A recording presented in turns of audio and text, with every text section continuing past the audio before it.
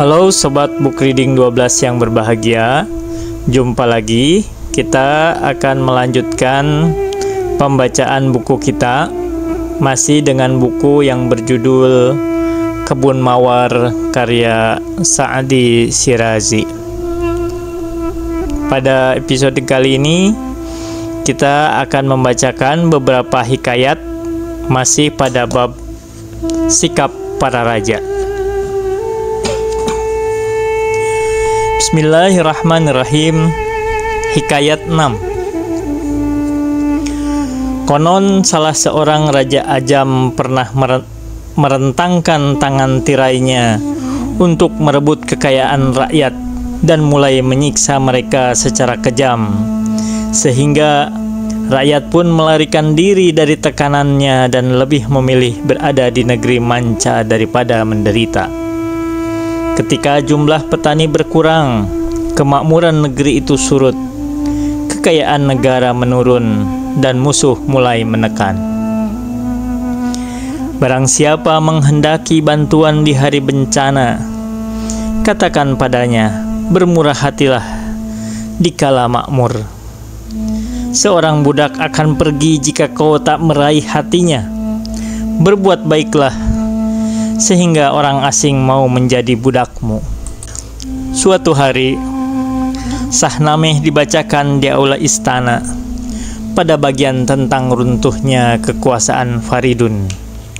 Wazir bertanya pada sang raja, bisakah kita tahu bagaimana Faridun yang tak berharta, tak punya tanah, ataupun pengikut itu bisa menduduki tahta? Sang raja menjawab, seperti telah kau dengar, rakyat berkumpul di sekitarnya dengan penuh minat dan mendukungnya sehingga ia mendapatkan gelar raja.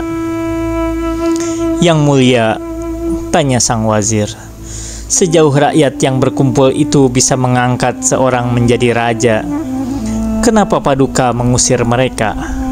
Tidakkah Paduka ingin tetap berkuasa?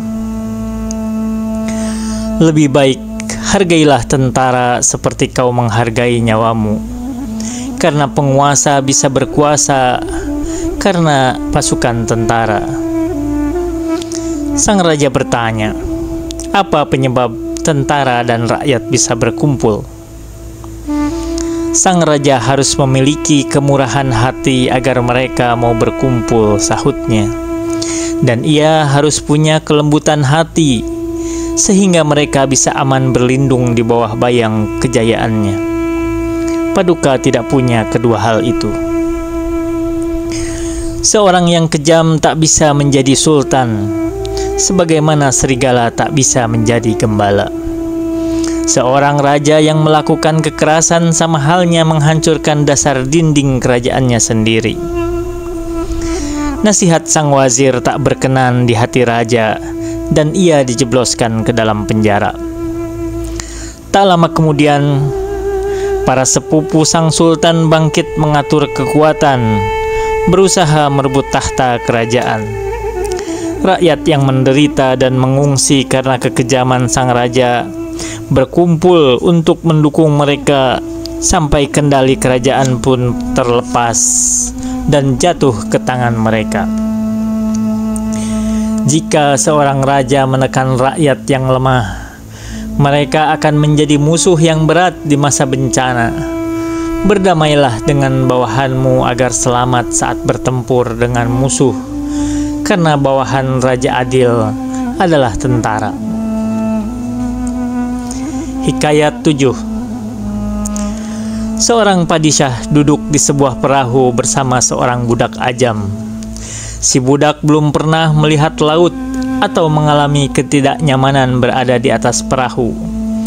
Ia mulai menjerit dan mengerang, dan tubuhnya mulai gemetar. Tak peduli bagaimana mereka berusaha menenangkannya, ia tetaplah ketakutan, dan sang raja jadi kesal.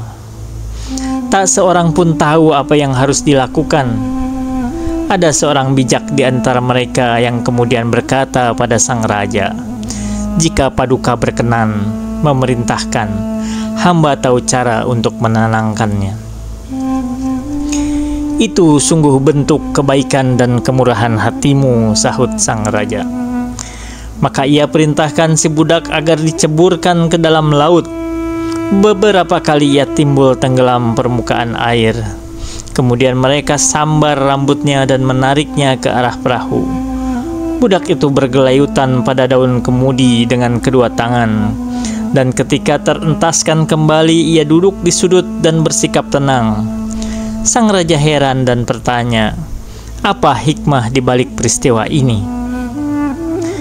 "Pada awalnya," sahut sang bijak, "ia belum merasakan bencana tenggelam, sehingga tidak menghargai keselamatan yang ia alami di atas perahu. Kini ia telah mengalami bencana itu dan ia pun menghargai kenyataan bahwa ia selamat. Oh, kau manusia yang kenyang, roti gandum tak membuatmu puas. Dia yang kau pikir buruk rupa adalah kekasih hatiku. Bagi bidadari surga, derita kubur bagaikan neraka. Tanyalah penduduk neraka, derita kubur adalah surga." Hikayat 8. Seseorang bertanya pada Hurmuz, "Apa kesalahan yang diperbuat wazir ayahmu sehingga ia memenjarakan mereka?" "Aku tidak menemukan kesalahan tertentu," katanya. "Tapi aku melihat bahwa ketakutan mereka padaku teramat sangat, dan mereka tidak punya keyakinan menyeluruh terhadap kemampuanku dalam memerintah. Aku khawatir bahwa karena ketakutan akan datangnya bencana, mereka berniat menghancurkanku. Oleh karena itu kulaksanakan petuah orang bijak. Takutlah pada Dia yang takut padamu, oh insan bijak. Meski kau bisa atasi 100 orang di antara mereka.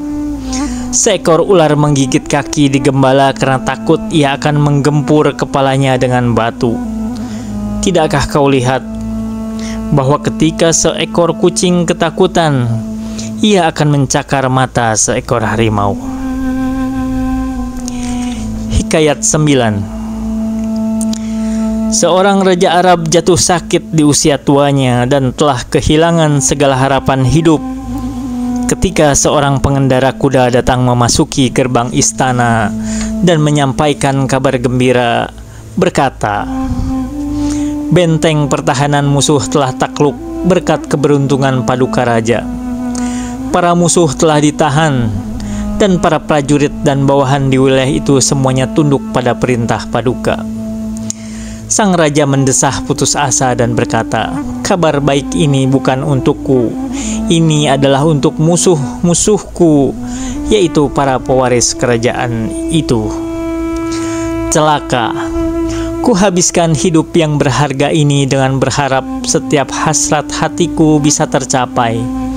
Harapan terbesarku terwujud, tapi apa guna? Tak ada harapan masa lalu akan kembali. Tangan sang maut memukul tambur keberangkatan. Oh, kedua mataku, sampaikan selamat tinggal pada kepala. Oh, telapak tangan, pundak dan lengan, mereka saling berucap selamat tinggal. Pada akhirnya, sahabat, maut sang musuh hasratku datang mendekat. Hidupku berlalu dalam kesia-siaan. Tak kuperbuat apapun, maka berwaspadalah." Hikayat 10. Aku sedang merenung di makam Nabi Yahya alaihi salam di masjid kota Damaskus, ketika salah seorang raja Arab yang dikenal kezalimannya kebetulan datang pula berkunjung. Ia menunaikan ibadah salat, berdoa secara spontan dan mengucapkan permohonan. Darwis dan orang kaya adalah budak di gerbang ini. Mereka yang paling kaya adalah yang paling kekurangan. Maka ia berkata kepadaku, "Sejauh para darwis punya kemampuan psikis dan bisa mempengaruhi berbagai hal, satukanlah pikiranmu dengan pikiranku, karena aku sedang mewaspadai seorang musuh yang kuat. Ampunilah hamba yang lemah ini," kataku, "sehingga paduka tidak akan terusik oleh musuh yang kuat. Adalah salah jika dengan lengan dan tanganmu yang kuat kau hancurkan jemari orang lemah. Biarkan dia yang tak menunjukkan belas kasihan pada yang lemah merasa takut, karena jika ia sendiri terjatuh, takkan ada yang memegang tangannya. Barang siapa menebar benih keburukan namun berharap menuai buah yang baik adalah orang tak berguna dan hidup dalam hayalan semu. Ambillah kapas dari dalam telingamu dan berikan keadilan pada rakyatmu. Dan jika kau gagal berbuat itu, maka akan ada hari pembalasan. Bani Adam satu sama lain seperti lengan dan kaki, karena dalam penciptaan mereka satu saripati. Saat bencana menimpa satu lengan, yang lainnya tak bisa tenang. Jika kau tak punya simpati pada sesama, maka kau tak berharga disebut manusia. Wa ma taufiqi illa billah, alaihi tawakkaltu wa ilaihi unib. Wassalamualaikum warahmatullahi wabarakatuh.